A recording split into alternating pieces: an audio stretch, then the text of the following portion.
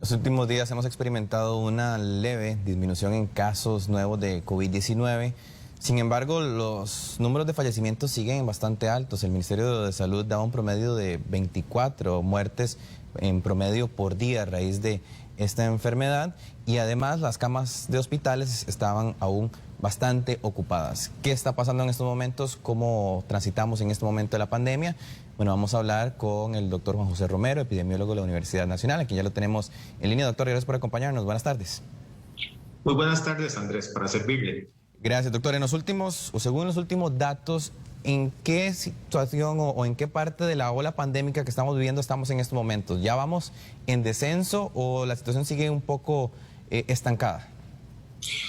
No, en realidad podemos observar prácticamente 3 semanas de un franco descenso. Digo franco porque no hemos vuelto a tener incrementos, sino que podemos observar cómo cada nueva semana tenemos en promedio un 10% menos de casos con respecto al promedio diario de casos de la semana previa.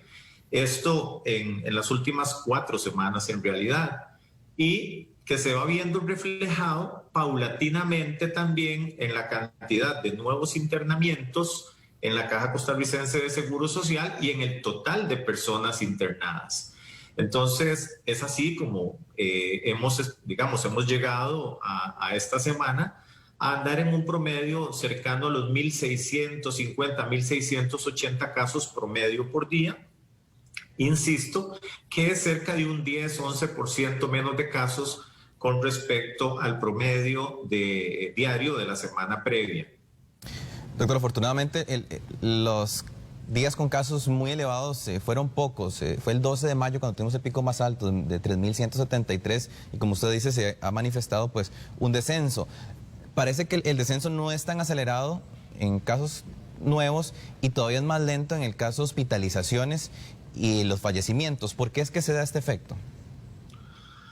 Bueno, es que en realidad tenemos muchísimos casos, o sea, llegar a más de 3.000 casos en algún momento, en promedio, 2.800 casos promedio por día, en realidad son bastantes casos para un país pequeño como el nuestro. Y estábamos teniendo una tasa de contagio que que llegó a andar inclusive hasta el 1.14 en un determinado momento, luego se estabilizó. O sea, no subió más y más bien comenzó a bajar poquito a poco, y tenemos ya prácticamente cerca de 10-12 días en que hemos estado en la línea del punto 91, punto 93, punto 94 estuvo antier, creo, pero nos hemos mantenido ahí. Entonces, en realidad lo que lo que vamos observando es, como yo le digo, es más o menos un 10% diario promedio con respecto a la semana previa, pero si estábamos en, por decir algo, 2.000 casos, lo que vamos a ir observando es una reducción paulatina de entre 180 y 200 casos promedio a la semana siguiente, lo cual no deja de ser muy bueno en realidad, porque lo que estamos observando es un poco diferente de lo que vimos el año pasado, en que los casos se estabilizaron mucho, ¿verdad? Aquí vamos en un descenso, yo insisto, tal vez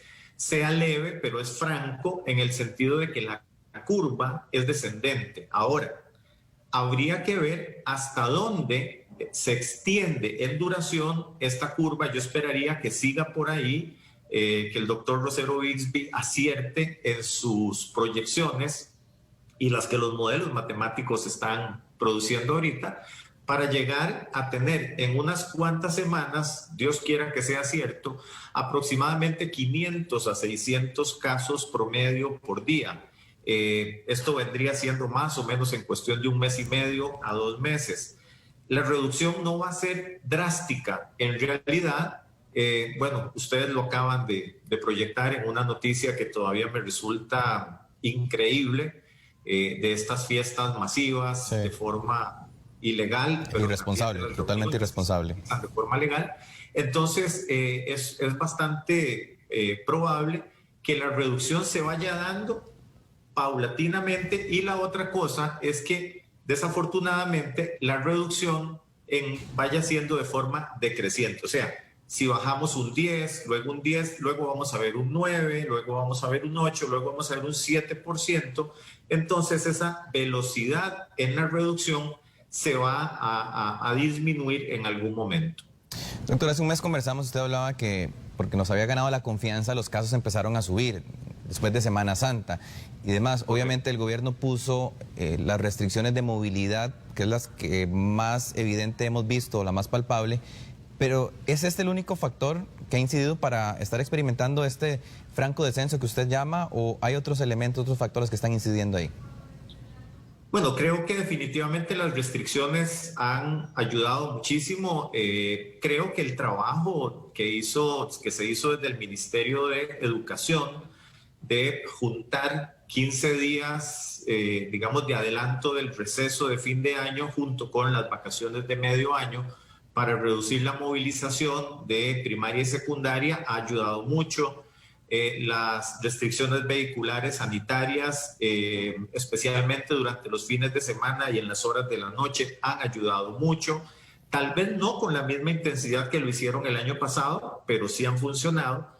Creo que también ha habido de alguna manera un fenómeno de, podríamos decir, de susto, ¿verdad? De miedo, de temor por parte de la gente, porque comenzamos a tener muchos casos, muchas hospitalizaciones y desafortunadamente también muchos fallecimientos. Y esto tal vez hizo entrar a alguna gente en, digamos, en conciencia de que la situación estaba muy seria y sigue estando muy seria en realidad, porque seguimos teniendo muchos casos activos y esto hay que tenerlo claro, vamos bajando, pero si tenemos 1.900 casos promedio por día diagnosticados, que podrían ser inclusive el doble por los no visibles, o sea, los asintomáticos, y están contagiando desde que se contagian hasta más o menos 10 días desde el contagio en promedio, estamos hablando de que tenemos cerca de 20,000 personas multiplicado por 2 de casos activos en todo Costa Rica. Y esto hay que ponerle mucha atención. Entonces, otro factor que ha podido ayudar un poco, especialmente con las hospitalizaciones, es el de la vacunación. Definitivamente tenemos un efecto bastante visible en las edades más, digamos, las más adultas, pero ya se comienza a observar levemente el impacto en esos estratos etarios de abajo de 70 años, a pesar de que desafortunadamente siempre seguimos observando que la mayor cantidad de personas internadas están en el rango de los 50 a los 65 años y que los fallecimientos están en el rango de los 55 a 65 años las últimas estadísticas. Eso es lo que quería consultar y voy a aprovechar para utilizar una pantalla, una gráfica que usted mismo nos proporcionó sobre los fallecimientos en el histórico de la pandemia. Aquí lo tenemos. Ese efecto que está provocando la vacunación, que aunque ha protegido obviamente a nuestros adultos mayores, sí ha hecho que la mayoría de fallecimientos pues también están recayendo ahora en gente más joven. Sí. Hubo un desplazamiento en la edad promedio de las personas fallecidas. Una tiene que ver con el hecho de que hay más personas vacunadas. Prácticamente, si nosotros observamos, el grupo 2, que es este de las personas adultas mayores de 58 años, prácticamente está todo cubierto y entonces tenemos un efecto muy relevante ahí, pero desafortunadamente también es que hubo un desplazamiento por las personas jóvenes que se sobreexpusieron durante la época de la Semana Santa, días previos y días posteriores a la Semana Santa, y entonces se junta esto con los factores de riesgo propios de estas personas, porque eso es lo que hemos venido observando en los reportes de la Caja de Seguro Social, sí, como la hipertensión, la diabetes, el tabaquismo, el asma, como algunos de estos factores de riesgo que están muy presentes en personas, y la obesidad, por supuesto, que se me olvidaba, en personas que son jóvenes, que se expusieron al virus y que desafortunadamente han requerido de hospitalización, y pues ya sabemos que cierto porcentaje que requiere hospitalización va a requerir de cuidados intensivos, una buena parte en severos, otra parte en críticos, y desafortunadamente casi que la mitad de los que ingresan a críticos no salen con vida. Entonces, ha habido una suma de factores para que la cantidad de fallecimientos en total vaya reduciéndose, que haya habido un desplazamiento en la edad promedio de las personas que están falleciendo, pero que tenemos la esperanza de que con las vacunaciones se reduzcan estas hospitalizaciones y a la larga, como un efecto directo, pero un poquito, digamos, rezagado, haya una reducción en las muertes. Doctor, el ministro Daniel Salas ha proyectado el mismo gobierno para el último trimestre de este año alcanzar la inmunidad de rebaño. Acomodamos en el ritmo de vacunación, donde hemos visto que hay áreas de salud donde van más adelantadas que otras, es desigual el proceso de vacunación. ¿Se podrá alcanzar esa meta o habría que hacer algún cambio en algunas de esas áreas o clínicas que están tan rezagados vacunando a las personas aquí en nuestro país? Bueno, es que los rezagos podrían ser relativos, por ejemplo, a la constitución etaria, o sea, a la pirámide poblacional, o inclusive a la cantidad de personas con factores de riesgo específicos en ciertas áreas de salud. Por lo que entiendo, ¿verdad? Y esto lo digo yo desde lo que entiendo y me han explicado, la distribución de vacunas es proporcional en forma equitativa según primero, según edades y luego según factores de riesgo, según los grupos se han ido trabajando. Entonces, hay áreas de salud que tienen muchas personas adultas mayores y por eso al principio les tocó más vacunas. Hay otras áreas de salud que tienen más personas en el rango etario que estamos trabajando ahorita, del grupo 3, con muchos factores de riesgo, entonces les ha tocado más vacunas y por ahí va a andar. Ahora, ¿de qué depende de que alcancemos esta inmunidad funcional colectiva para, digamos, esta cuasi inmunidad con el 60% por ahí de septiembre y la inmunidad ya, digamos, más fuerte para finales de año, cerca de noviembre, diciembre? Va a depender definitivamente de la cantidad de dosis de vacuna que estén ingresando. Ya vimos que pudimos alcanzar cerca de 240,000 vacunas en una semana.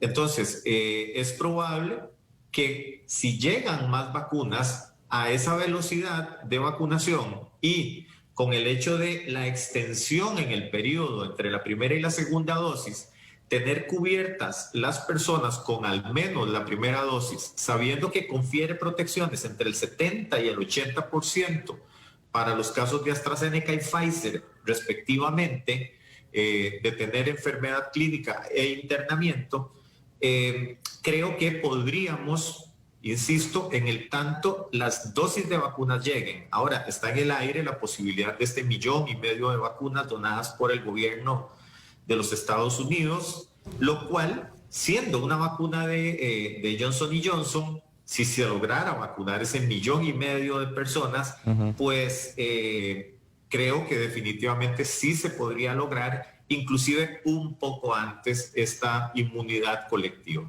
Doctor, usted nos ha mencionado que estamos en ese franco descenso. ¿Qué debemos hacer? ¿Cuál es la clave para no tropezar en el intento y volver a tener algunos picos altos de la pandemia y poder, pues, alcanzar esa meta de la inmunidad lo antes posible? Bueno, varias cosas. En primer lugar, no confiarnos en la vacunación. La vacunación es una herramienta, pero ya tenemos lecciones aprendidas, espero que sean aprendidas, de países como Chile y Uruguay, que teniendo más del 30% de la población vacunada con al menos una dosis, sufrieron picos de casos, brotes importantes, precisamente porque la gente se confió. Y no podemos confiarnos. De hecho, mi recomendación a todas las personas que han sido vacunadas, inclusive con 2 dosis, o sea, con el esquema completo, es que se sigan comportando como si no los hubieran vacunado. ¿verdad? Entonces, aquí el secreto es, nos están aplicando la vacuna, pero nos seguimos comportando como si no nos hubieran vacunado hasta que tengamos ese 75-80% de la población costarricense con al menos una dosis de vacunas. Y lo otro es seguir trabajando sobre los protocolos. El uso de las mascarillas, correcto, apropiado, responsable. No romper burbujas, es fundamental no romper burbujas y hacerlo de forma consciente. Y la higiene de manos, que ya ha demostrado que sirve no solo para COVID-19, sino también para otras enfermedades, resulta fundamental. Y ya creo que hay muchísimas otras cosas que hemos dicho, como de no asistir al trabajo si estamos enfermos o no mandar. Ahorita van a comenzar de nuevo las clases presenciales. Entonces, no asistir o no mandar los niños o los jóvenes con signos de enfermedad a clases para que el ambiente de los centros educativos no se convierta en focos de contagio. Ya los maestros y profesores están siendo vacunados, pero todavía los niños y los adolescentes no. Entonces necesitamos tener ambientes que sean sanos. En otras palabras, seguir trabajando mucho sobre los protocolos sanitarios de prevención, pero también no confiarnos absolutamente para nada de las vacunas. Aquí tengo que decir muy rápido, a nosotros nos llegan las imágenes de los Estados Unidos, nos llegan las imágenes de Europa. Ellos tienen otro nivel de cobertura vacunal. Estamos hablando del 70, del 80% de personas vacunadas con al menos una dosis. Esa no es nuestra realidad. Y aún así, ya vemos como, por ejemplo, en la Gran Bretaña, el primer ministro Boris Johnson está atrasando un mes la desescalada de las medidas restrictivas, precisamente ante la precaución de que al tener la variable Delta ganando terreno en ese país y siendo que las vacunas no son tan efectivas para esta variante, entonces es mejor no jugarnos ningún chance. Sí, doctor, la confianza no nos puede volver a ganar y es parte de esas claves para llegar con éxito al final de esta pandemia. Muchas gracias a don Juan José Romero, epidemiólogo de la Universidad Nacional, por habernos acompañado y conversar sobre este tema este jueves aquí en Telenoticias. Muy amable. Para servirle, Andrés. Muchas gracias.